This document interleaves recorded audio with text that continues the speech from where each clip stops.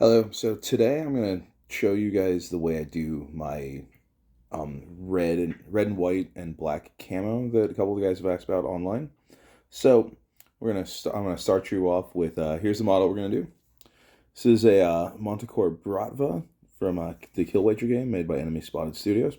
It's a fun model. It's really crisp, really well sculpted. Clearly, I've already done some prep for it. I spray painted it black because I choose to use a black base coat, and I have it just lightly glued to this old cork. Um, I have cork lying around. It comes in virtually every bottle of wine, and I don't feel like I need to purchase a fancy painting handle. I just need a piece of cork. Additionally, we've got his base. This is the base the model comes with. It's just a thin black disc. We're going to be doing that as well. I'm going to run you through the tools and then the paint setup. So all I need is brushes. I've got this Monument Hobbies brush vault, which holds all the brushes I need. I'm probably only use 2 or 3 brushes on this project, plus maybe possibly a fourth one on doing the basing. We got also from Monument Hobbies this brush cleaner. It's just a soap. It's just a dry soap to help clean off paint from your brushes. It's not replacing water. It's helping. It's soap to go with water. Additionally, I've got this black cup full of water. This happens to be plastic tournament's flag from Royal or Rumble on Route 66 in Albuquerque, New Mexico from 2020. That's back when I played lots and lots of Infinity. We're going to be using what's called a limited palette, and we also have a palette. It's just a place to put my paints. I know the vast majority of people use wet palettes. I find that, especially where I live, it's in Las Vegas, it's so dry that the wet palette's just an expensive way of having a dry palette. So we're going to be using what's called a limited palette, and by that I mean we're using a very small selection of colors. We are going to do his camo as base red, so we're going to use this Army Painter War Paints Pure Red. This is pretty much the best straight primary red I've found so far. Also from them, we're going to use Necromancer Cloak. This is a dark gray. I use that for his boots, his war gear. Really anything that you're thinking tactically black, I'll actually do in that dark gray. We're going to be using the camo pattern itself. Going over that red's going to be done with this matte black, also from Harmony Painter, and this Reaper Pure White. It's a really simple color scheme. It's red, black, and white, obviously. For his flesh, we're going to do some Elven Flesh, also from War Painter, or Army Painter War Paints. It's a kind of like a slightly sunburned flesh. It's a darker skin tone than typical Elven Flesh is, but it isn't super dark to the point where it feels like you're just painting a brown on. And then for his visor, we're going to use this Dork Curacao. This is a very shiny metallic blue. It's kind of like a candy blue. And then on the base, we're going to use Vallejo Earth Texture. This is just sort of a sandy mud-like substance that's gonna give us a sense of him walking through a non a rough sandy patch. And then we may or may not use some weathering pigments to kind of play with the color of that sand to change it from the kind of bright tan that it is to like something darker. But that being said, let's get started. I'm going to use this kind of regular. This is just like a generically regular brush. This is apparently a 00 from Monument Hobbies. This brush has seen better days, but I'm just doing a base coat on, so I'm not terribly worried about its bristle quality right now. So we're going to take some of our red, we're going to put it into our palette. I don't worry too much about wasting paint at this point. I always have other stuff I can paint, so it's just a question of going back and grabbing another model out. So we're going to take this guy. I'm deciding, at this point, I'm going to decide what's going to be wearing the camo. So clearly I want his pants to have that camo to it. I'm thinking I'm going to have his pants and his jacket, and then do the rest of his war gear. So his plate carrier, his gas mask, his helmet, and do all of that in that Necromancer Cloak black. So that he's going to look like he's carrying a bunch of tactical black gear that he's wearing over his red camo pants. And while I know this doesn't actually make him look super camoed or realistic, it is going to be a model that pops really well. So we're going to pick our section, and we're just going to get some red on there. Don't want to make this too thick, but you don't want it too thin either. We don't want to see the base coat shining or bleeding through at all. So this is going to go pretty fast. We're not heavily loading the brush up. We're just putting paint on the brush and just kind of do it normally.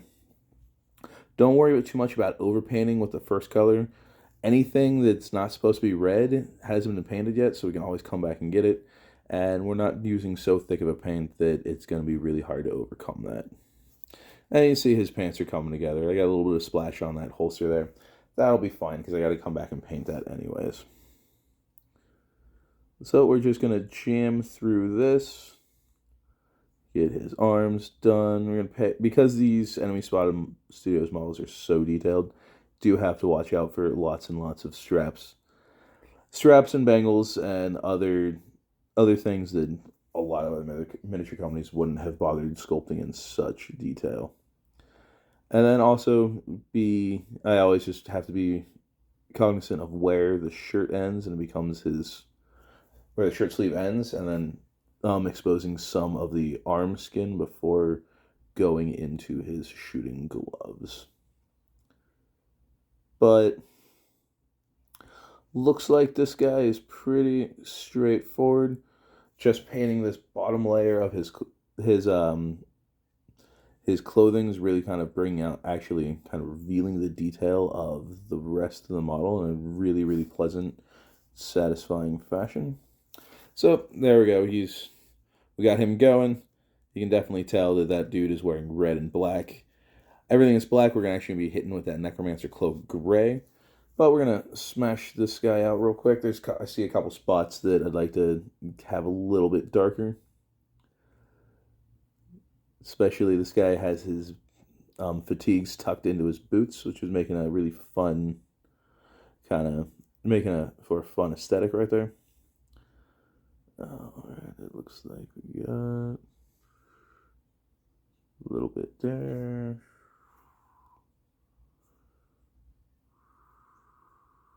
Alright. So, we finished our red. We're going to let that dry here for a hot second. Wash the brush off. Now we're going to put it into the soap. Wash it off again. Do a couple extra runs. And this is just because I don't like getting, especially when I'm mixing, I don't want to mix paint until I want to mix my paint. So that's cleaned off. I usually just try to wipe some of the excess liquid off with my hand, even if I'm not going to use this brush right away. I just don't want to be putting it back into my brush case all messy.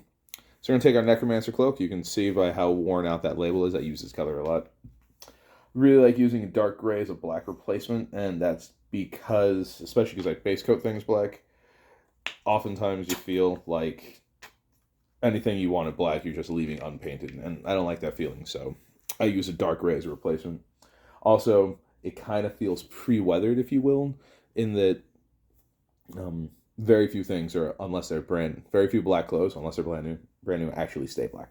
So we're going to change to this X10 brush. So this is a fine detail brush from mine Hobbies. Again, you can see this brush has seen better days. It's got some, the bristles aren't exactly the straightest. This brush is on its way to retirement, but it'll do the job for today.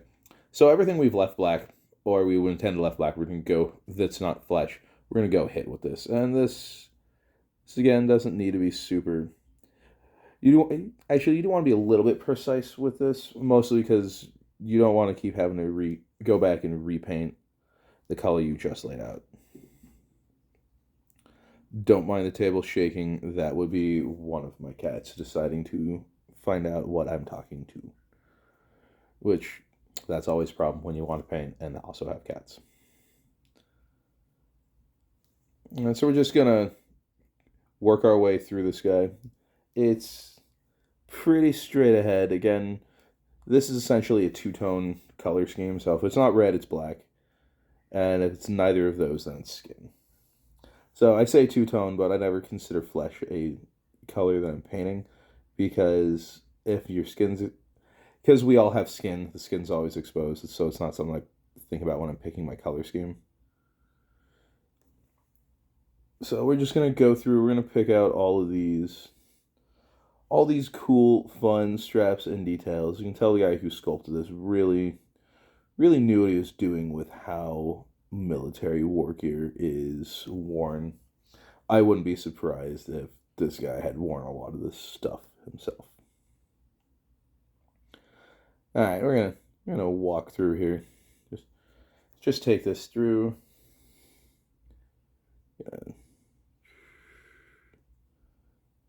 Just keep on trucking.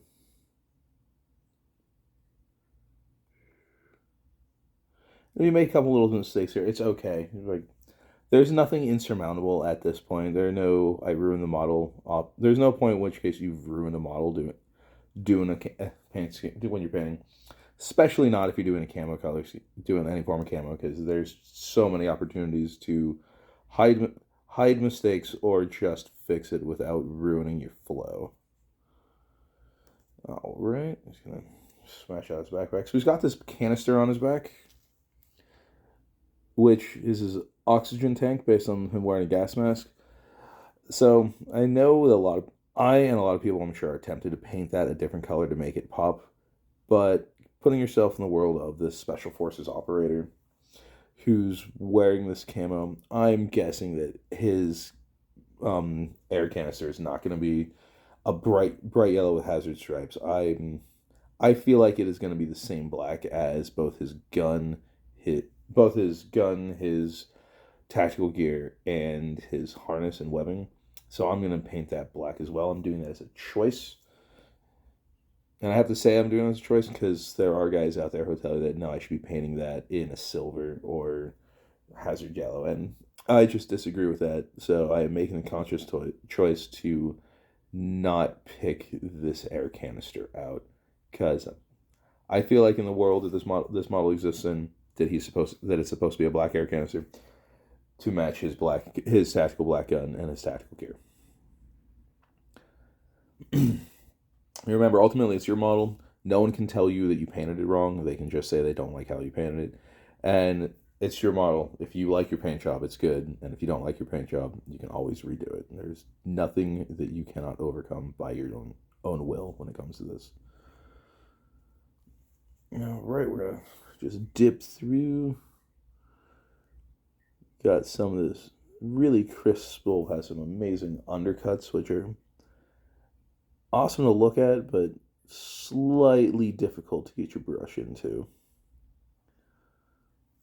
Right, just gonna do the underside of this visor.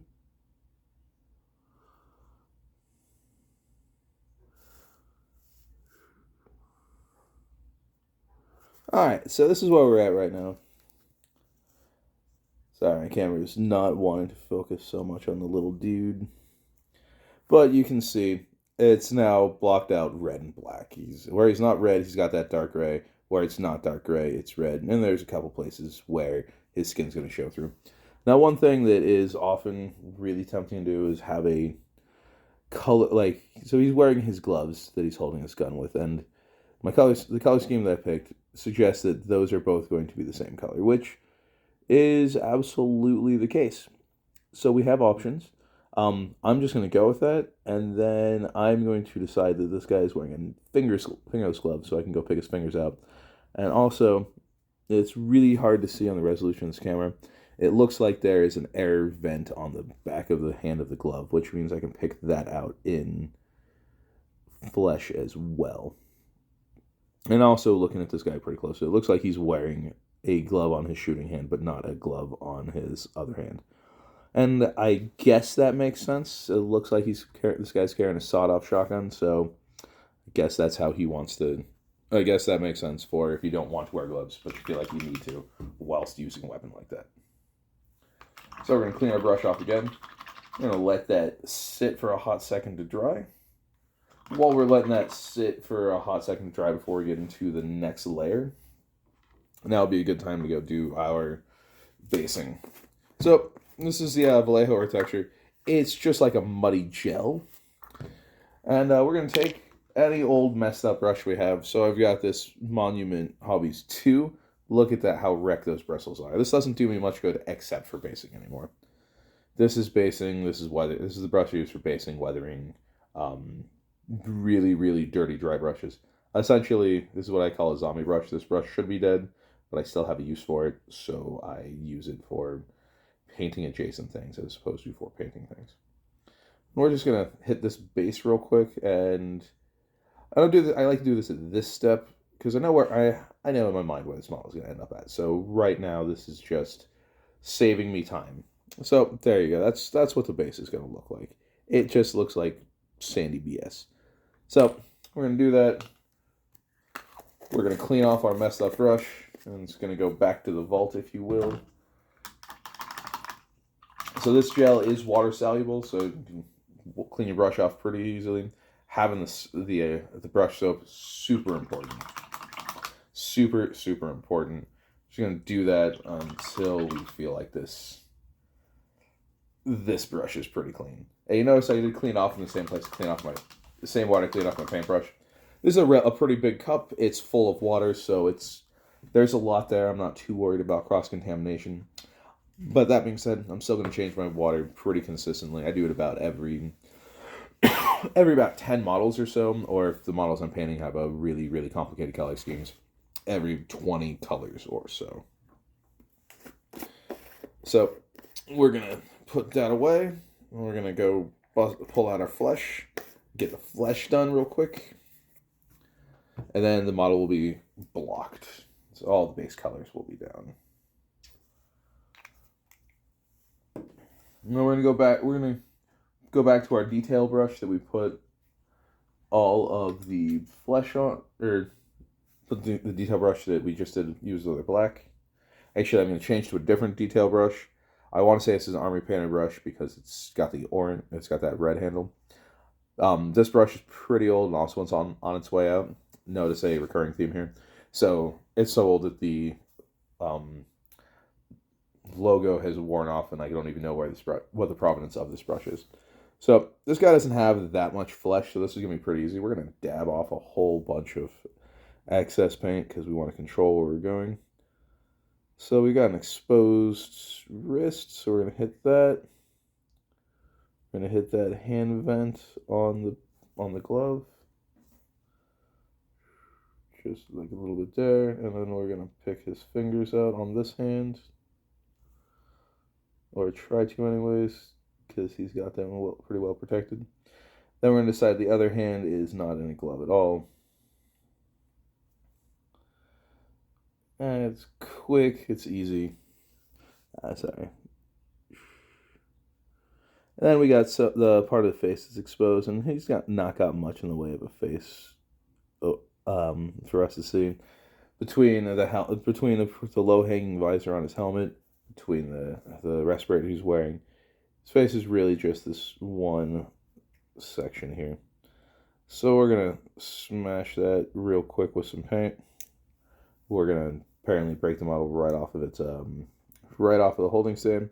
This is one of the disadvantages of using cork as opposed to using one of those fancy brush holders or fancy miniature holders.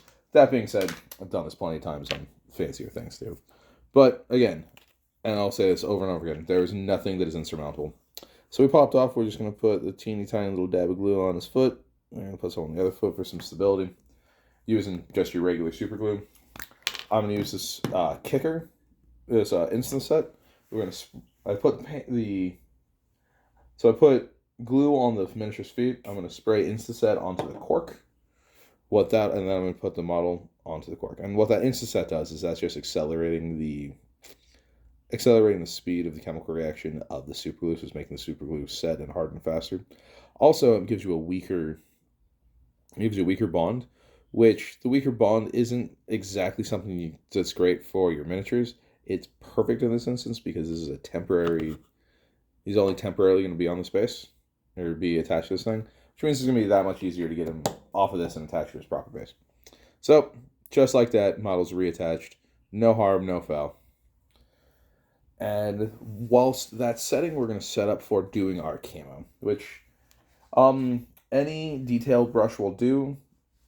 Again, don't need to have a super fine. You don't have to have a super fine detail brush. You don't even have to have a brush in great shape. So we're going to pick, we have two colors to pick from. We got white and black. I'm going to do the black first. I think that's just because I always tend to do the darker colors first and start dark and work to light. We're going to give a little squirt of our black into our palette.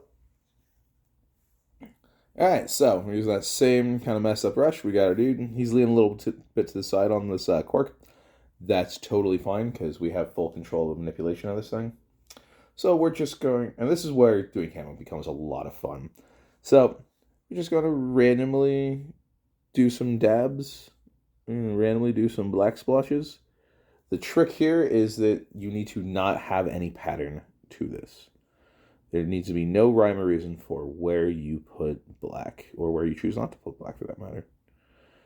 I mean, the whole purpose of camo is to break up your silhouette, which, when we're talking about how to paint a miniature, it's sort of like you're trying to do a great job painting a miniature to make it look like you didn't do a great job painting it. Because all the things that would make a miniature pop are the opposite of the things that make camo look good. So we've got to find that happy medium between doing camo really, really well and painting a miniature well. So I pretty much just randomly pick out until I feel like there's enough black splotches to break that red up. So if you guys not looking like a weird red polka dot thing, maybe you should put some more camo down. If you feel like you maybe got too much black, that's fine. You can, again, nothing insurmountable. You can always go back and redo it and cover it up and redo it. So after you do that black, I'm going to go clean off my brush one more time. This is where having a second detail brush always comes in handy, because you really don't want to have little water droplets running down your brush at this stage, because it's not gonna ruin your day. It's just gonna annoy the hell out of you. The other important thing here is we gotta wait for all of the black to be completely dry. Like you can see, there's a bit of shiny on his leg in some of these black spots, and yeah, it looks like he's about ready to go. So we're just gonna get a different skinny brush. We're gonna do this, get some white up. We're gonna do the same thing with the white. So this is really, really important. You want to always be hitting the black, but not just hitting the black. So in these two, I'm doing lines next to that are touching those black splotches. And this is, again, it's trying to break up the silhouette of the figure. So anywhere that you put a black splotch, we're going to put a little white dab. I'm kind of using white slashes versus the black splotches. And there needs, again, you want to do this with no rhyme or reason. There shouldn't be anything logical or consistent about how you're doing this white, which is often the hardest part, because it's really hard to get out of, this is how I do the thing. You have to break that sort of thinking up. Alright, so his pants are done. We're going to do it on his shirt and jacket.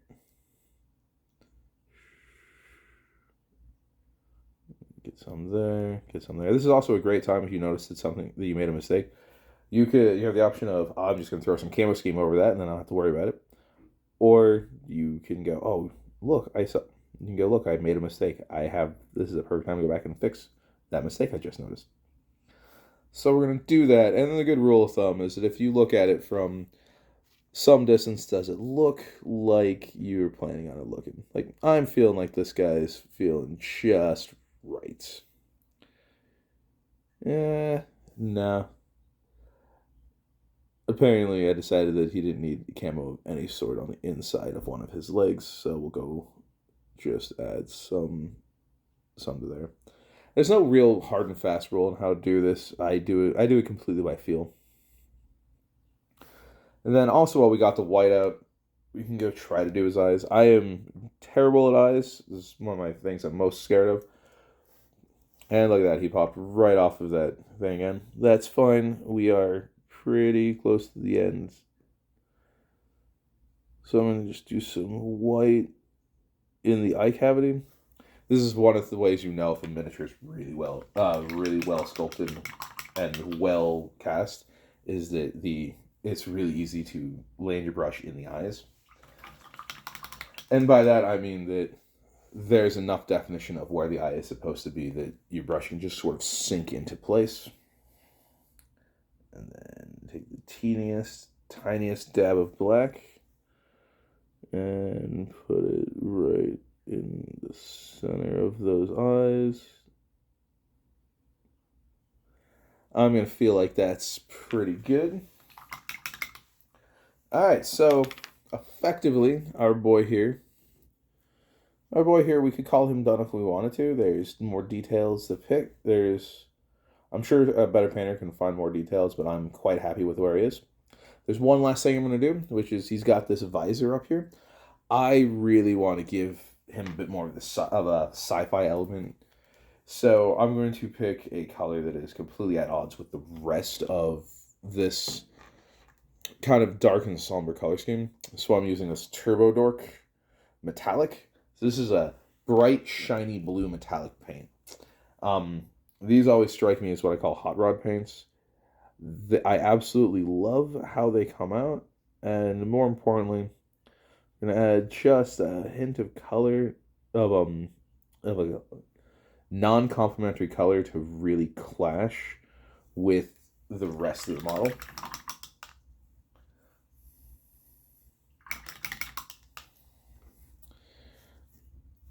And there you go.